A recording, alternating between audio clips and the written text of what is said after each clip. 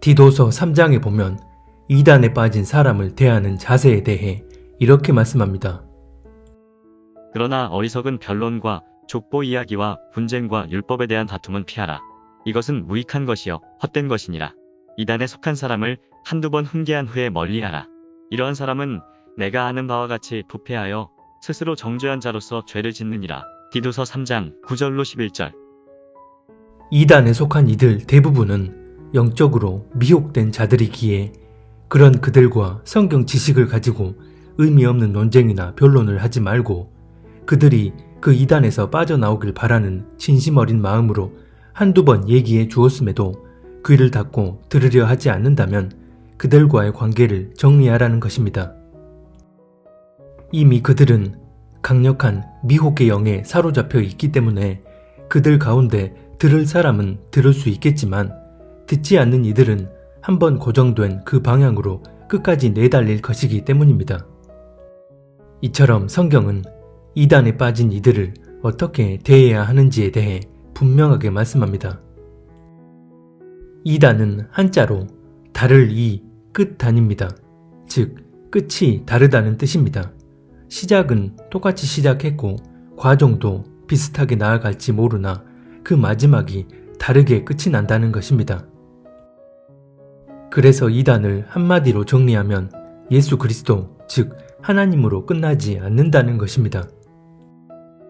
이처럼 하나님으로 끝나지 않는 이단의 유형은 크게 두 가지가 있습니다. 첫 번째는 같은 성경 말씀을 가지고 진리로 시작하여 동일한 진리의 과정으로 나아가는 것 같지만 결국엔 하나님이 아닌 사람으로 끝나는 경우입니다. 우리가 잘 아는 신천지 하나님의 교회 통일교 같은 정통 이단들을 보면 처음엔 같은 성경 말씀을 가지고 비슷한 진리로 시작하는 것처럼 보입니다.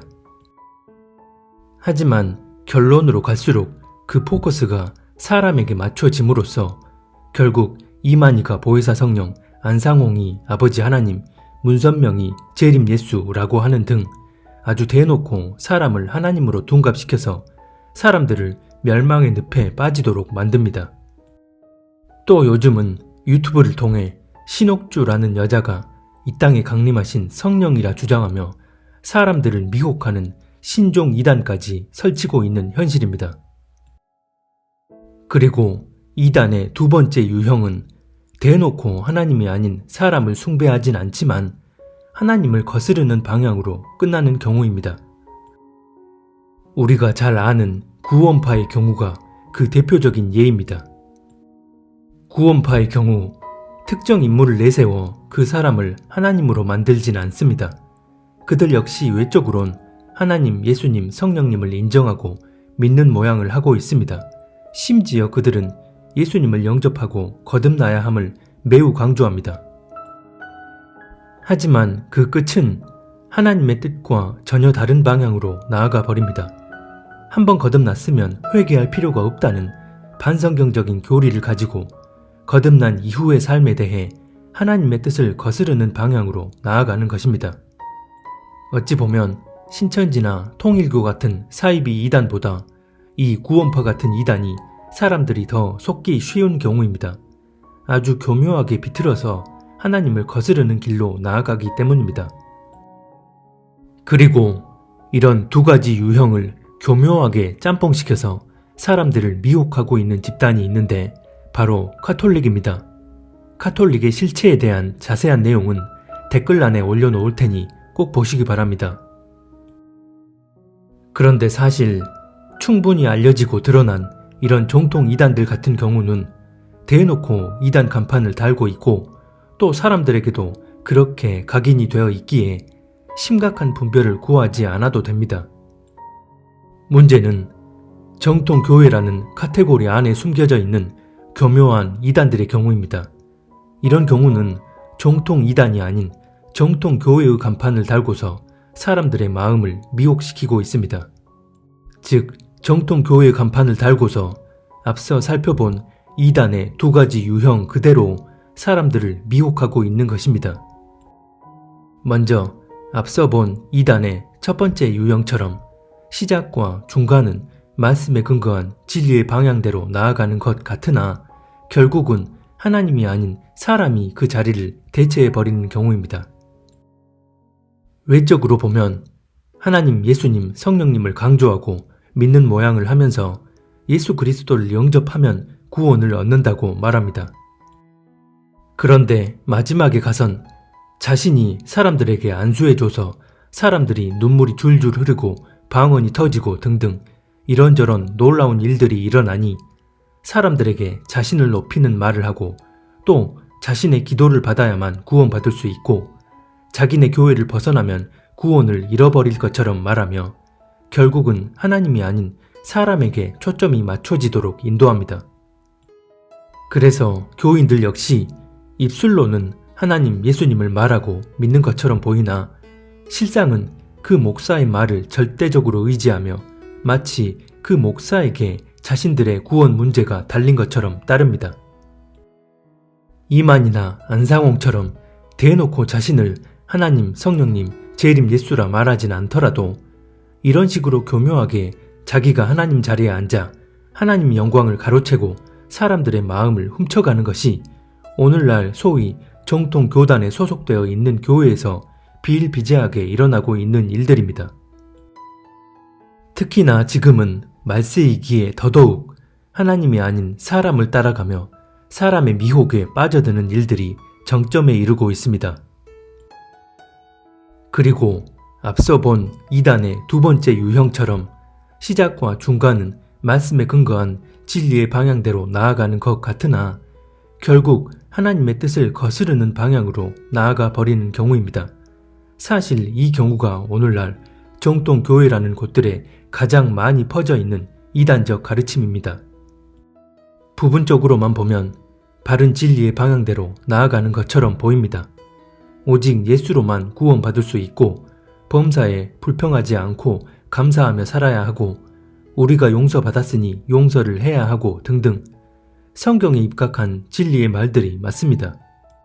하지만 이 모든 말들의 결론은 예수 믿고 구원받았으니 이제 이 땅에서 복받고 은혜받고 만사 형통하며 살 수 있다. 우리가 기도 많이 하면 우리 자녀 좋은 대학 가고 좋은 직장 취업하고 우리 남편 사업 잘 되고 내가 하는 일 잘 되도록 역사해 주신다. 우리가 불평하지 않고 늘 감사하며 살면 우리에게 그 복이 배로 돌아온다. 우리가 구원받았으면 우리가 이 땅에서 원하는 것을 믿음으로 구하면 다 이루어진다 등등.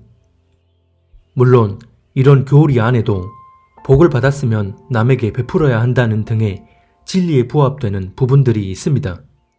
하지만 아무리 진리의 일부가 들어있다 해도 결론은 성경이 말씀하는 바와 전혀 다르게 하나님이 아닌 땅에 초점이 맞춰진 땅의 것들을 본질적으로 추구하고 하늘의 소망을 두는 게 아닌 이 땅에 소망을 두고 이 땅에 뿌리 내리게끔 만들어서 자신들의 삶을 영위하기 위해 하나님을 필요로 하는 다른 이방 종교와 같은 종교로 전락시켜버립니다.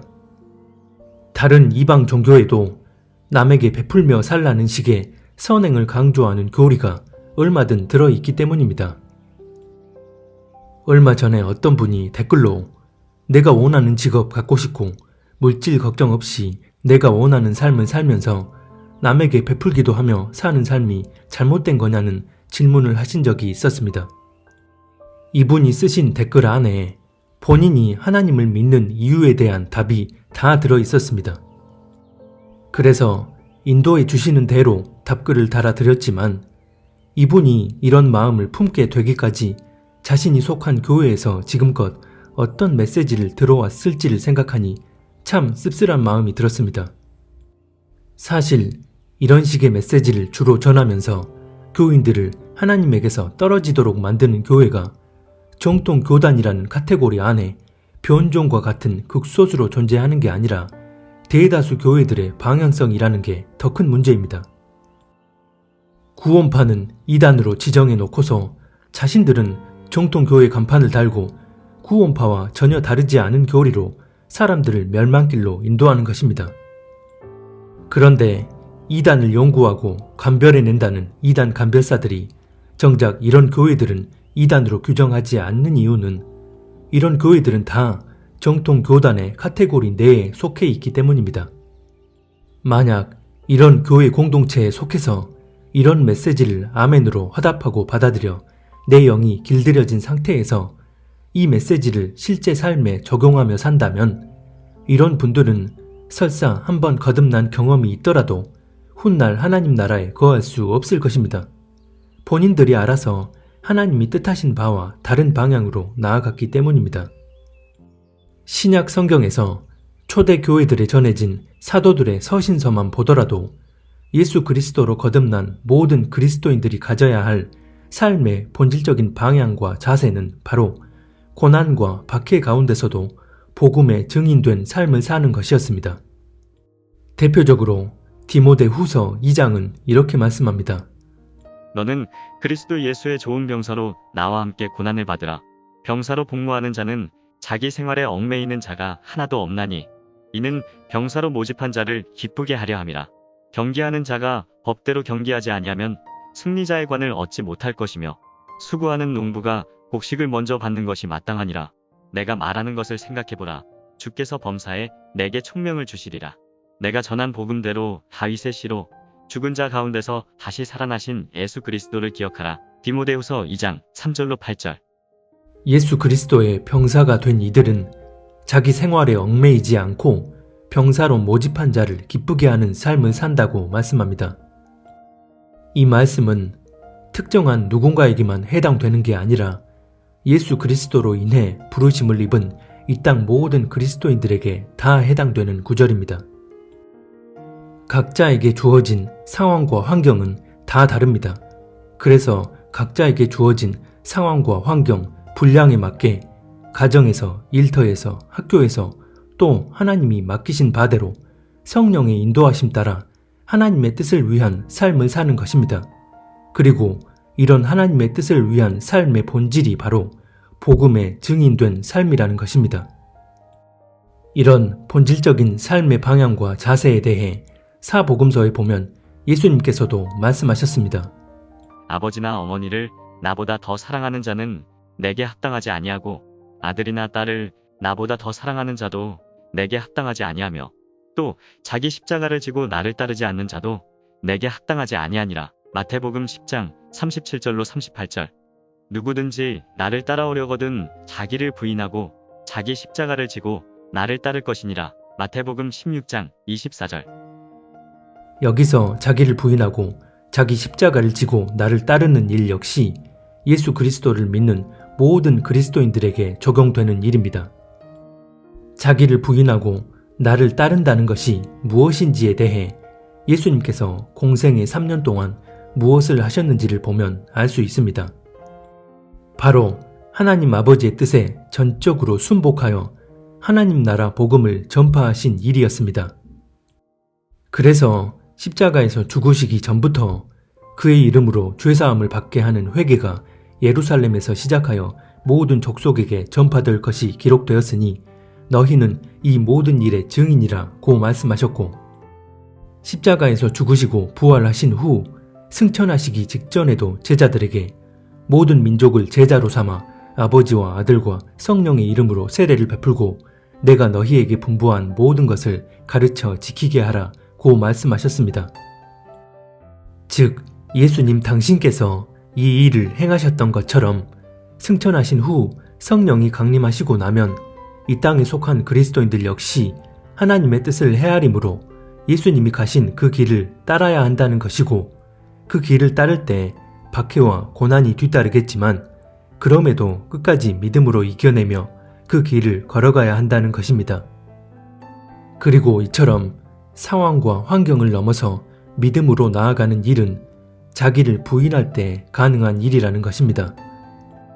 그런데 자기를 부인하기는커녕 자신의 자아가 이끄는 대로 살면서 하나님을 자기 필요를 위한 수단으로 이용하기 위해 기독교라는 종교를 믿는다면 이것이 이단이 아니고 무엇이 이단일까요?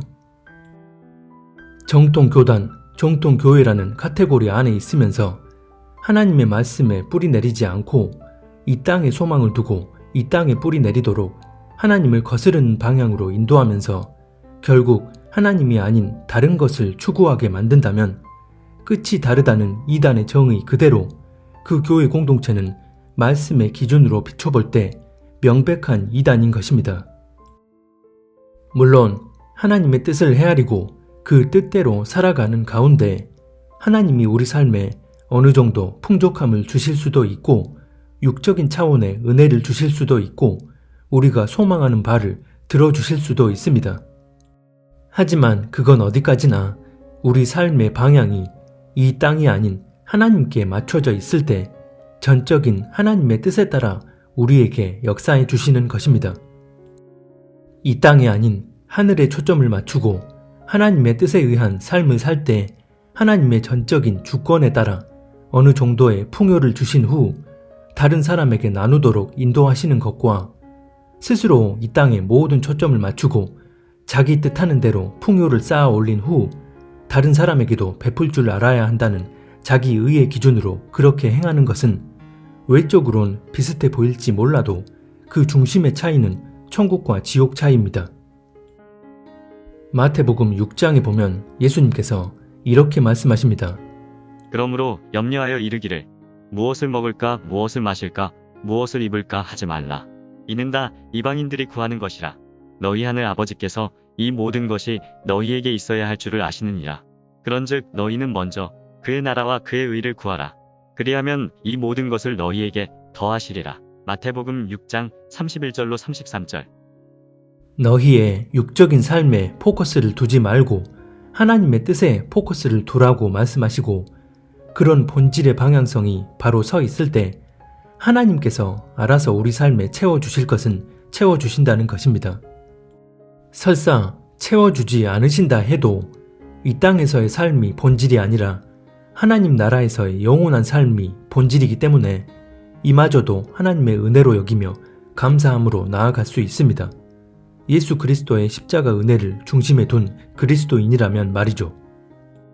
하지만 그게 아니고 우리의 자아가 주체가 되어 이 땅에 초점을 맞춘 채 이런 방향으로 나아가려 하는 것은 하나님의 뜻을 거스르는 길이라는 것입니다. 만약 배도한 교회 공동체에서 벗어나 육적으로 구별되어진 그리스도인이지만 개인적 삶에서 본인의 뜻과 욕구에 따라 이런 세속적 방향성을 고집하는 삶을 산다면 교회적 차원에선 배도에서 구별되어졌다 하더라도 본인 스스로 이단이 되길 자처하여 이단적 삶을 살고 있는 것과 같습니다. 야고보서 2장 5절에도 보면 하나님이 세상에서 가난한 자를 택하사 믿음에 부요하게 하시고 또 자기를 사랑하는 자들에게 약속하신 나라를 상속으로 받게 하셨다고 말씀합니다. 이 땅에서의 세속적 부요함이 본질이 아니고 영적인 믿음의 부요함이 본질이기 때문에 비록 이 땅에선 가난하고 별 볼 일 없어 보이는 이들이지만 이런 사람들을 택하여 영적인 부요함을 주시고 하늘의 나라를 상속받게 하신다는 것입니다.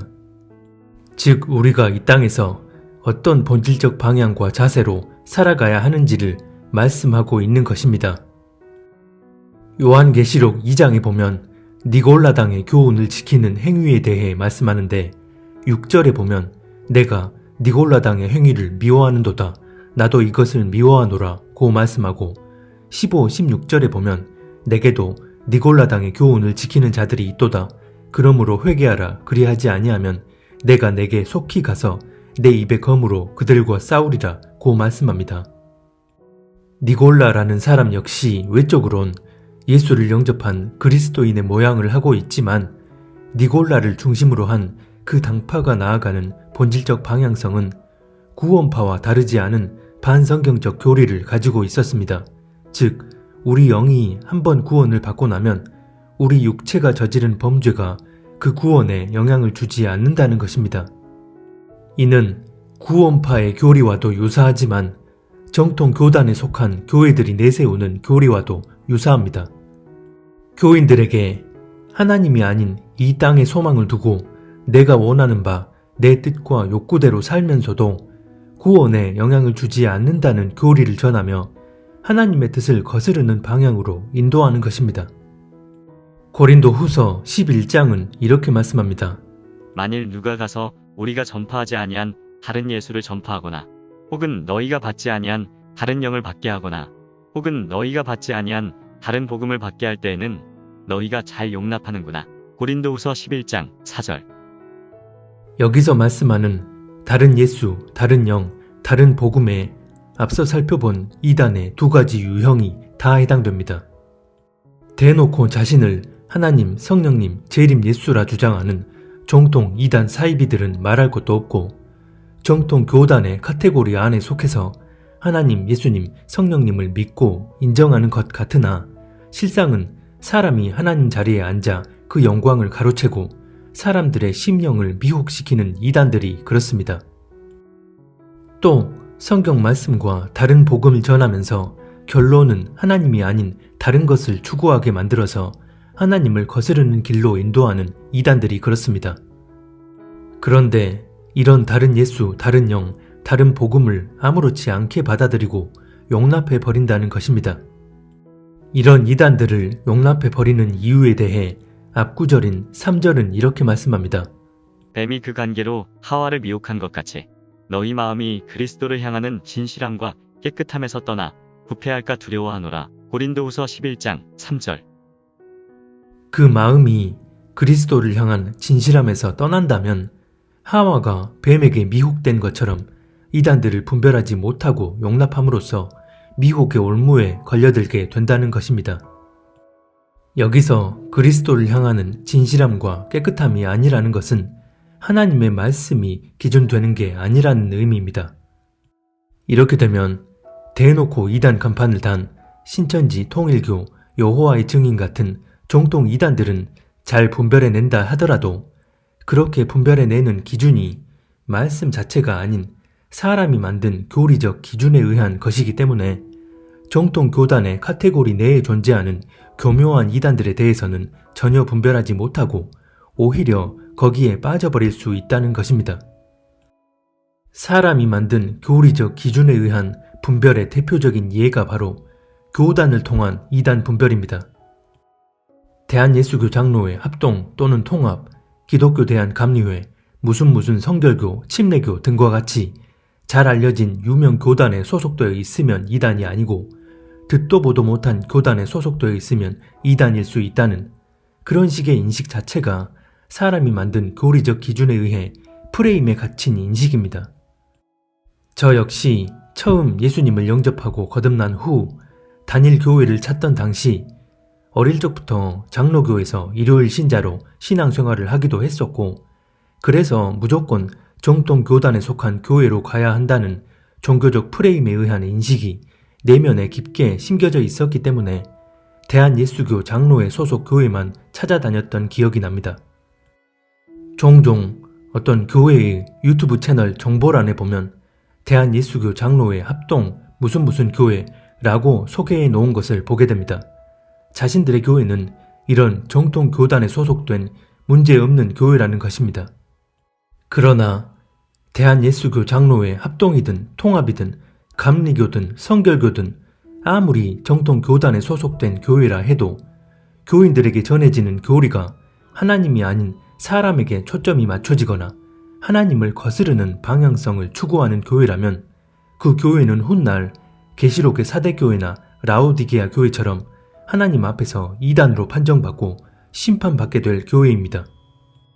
그래서 만약 분별의 기준을 하나님의 말씀에 두는 게 아니라 사람의 교리적 전통을 기준 삼아 이 교회는 정통 교단에 속한 교회니까 내 영혼을 맡겨도 문제없을 거라 믿고 쉽게 내맡겨 버리게 됐을 때 하나님 말씀을 기준 삼지 않고 사람이 만든 교리적 기준에 따라 자기 영혼을 내맡겨 버린 것이기 때문에 본인 스스로가 그 책임을 져야만 합니다.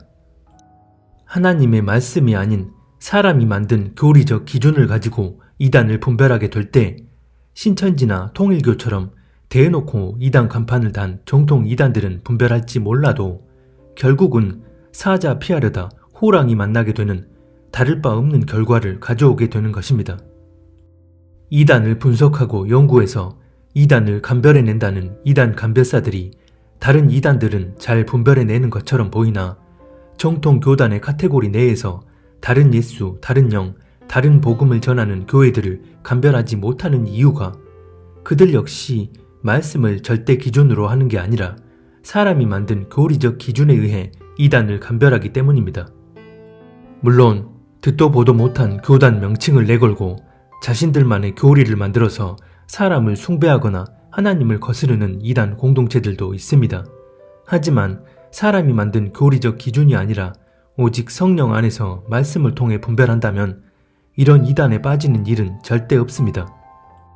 만약 어느 교단에도 소속되어 있지 않고 독립적으로 구별되어 있는 어느 교회가 말씀에 기반한 진리를 가감없이 그대로 전하면서 교인들이 말씀대로 삶을 살 수 있도록 인도하는 사명을 잘 감당해 나간다면 설사 정통 교단에도 소속되어 있지 않아서 사람들이 의심하고 잘 모이지 않더라도 그 교회는 하나님 앞에 무조건 칭찬받고 상급받을 교회가 됩니다.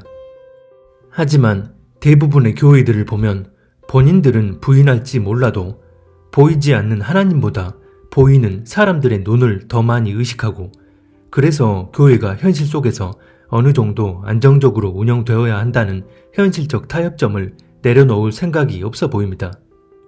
그래서 그런 현실의 타협점에 의한 행동이 실제의 말씀에 부딪히는지 아닌지를 헤아릴 생각조차 하지 않습니다.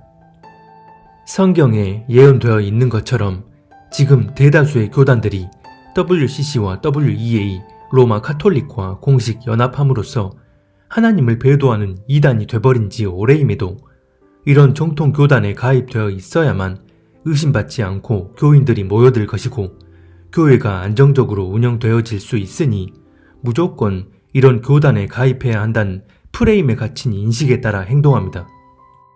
그리고 무엇보다 교단의 이런 배도에 대해 알게 됐다 하더라도 우리 교회뿐만 아니라 이 교회도 탈퇴 안 했고 저 교회도 탈퇴 안 했고 저 유명하신 목사님도 별 말씀 없으신데 굳이 우리 교회만 교단을 탈퇴해서 가시밭길을 자초할 이유가 있나? 라고 생각하며 진리가 다수결이라는 말도 안 되는 논리를 확정짓고 결국 모두가 가는 그 넓은 길을 본인도 함께 따라갑니다. 안타깝지만 이것이 오늘날 정통 교회라고 하는 곳들의 전반적인 현실입니다. 대부분의 교회들은 하나님보다 사람의 눈을 더 의식하고 이런저런 현실적 문제들을 감당할 마음이 없기에 그냥 외면해버리거나 스스로 타협해버리고서 그런 교단에 속해 있더라도 영적으로 별 문제 없을 거라는 결론을 내려버립니다.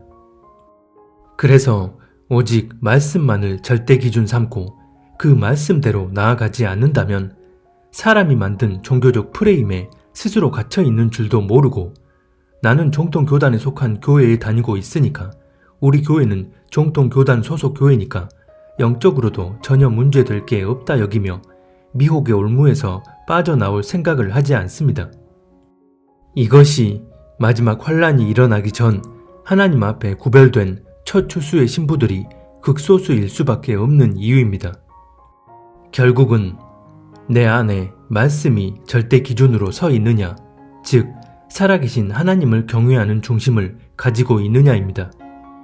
내가 어느 공동체에 속해 있는 상태에서 그 공동체에 내 영혼을 내맡겨 버렸다면 그 공동체가 하나님 앞에 어떤 공동체냐에 따라 내가 하나님 앞에 어떤 보응을 받게 될 것인지가 결정되어질 것입니다. 다시 말씀드리지만 지금은 성경이 예언하고 있는 것처럼 전 교회적 차원의 배도가 일어나고 있는 마지막 중의 마지막 때입니다. 이런 영적 대혼돈의 시기에 통로에 불과한 공동체나 타인에게 내 영혼을 쉽게 내맡김으로써 스스로 이단이 되길 자초하는 게 아니라 하나님 앞에 거룩히 구별되어서 하나님께 나아가 하나님의 마음과 뜻을 구하고 그분의 인도함을 받으려는 중심이 바로 서야 합니다. 이단에 대해 규정하고 분별할 때 사람이 만든 교리를 기준 삼는다면 종교적 프레임에서 한치도 벗어나지 못할 것입니다. 그런 종교적 프레임에 갇혀있는 이들은 관점 자체가 살아계신 하나님이 아닌 교회의 공동체에 맞춰져 있기 때문에 이 내용들이 전혀 도움이 되지 않고 무엇을 말하고자 하는지에 대한 본질적 이해를 못한 채 교회를 악의적으로 비방하는 것처럼 받아들일 것입니다. 어쩌면 그런 사람들이 이 중차대한 시기에 가장 불쌍한 사람들일지 모릅니다. 요한복음 10장 27절에 보면 예수님께서 내 양은 내 음성을 들으며 나는 그들을 알며 그들은 나를 따른다 고 말씀합니다. 하나님은 사람을 통로 삼아 역사하기도 하시지만 오늘날과 같이 온갖 이단들, 즉 사람의 미혹이 극에 달하는 마지막 때에는 우리가 얼마나 하나님과 직접적인 관계 안에서 그분의 마음과 뜻을 헤아리는지에 따라 그 뜻대로 나아가도록 우리를 친히 인도해 주십니다. 그래서 시편 25편에 보면 하나님을 경외하는 사람에게는 하나님이 친히 그가 택할 길을 가르치신다고 말씀합니다. 이 시대를 바르게 분별하고 때에 맞는 하나님의 섭리를 헤아림으로 하나님의 뜻대로 인도함을 받아야 하는 것이 마지막 때를 사는 진짜 그리스도인들에겐 생명줄을 붙잡는 것과 같은 문제입니다. 그래서 사람이나 공동체가 아닌 하나님 한 분께만 모든 초점을 맞추고 그분의 전적인 인도함을 받으며 나아가는 한 사람 한 사람이 이 시대에 진정으로 구별된 주님의 교회들이자 신부들입니다.